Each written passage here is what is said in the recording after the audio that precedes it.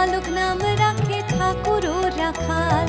সুবল রাখিল নাম ঠাকুর কানাই, শ্রীদাম রাখিল নাম রাখাল রাজা ভাই, ননীচরা নাম রাখে যতে গোপিনী,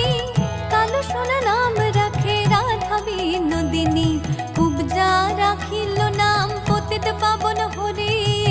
চন্দ্রাবলী নাম রাখে মোহন বংশীধারী।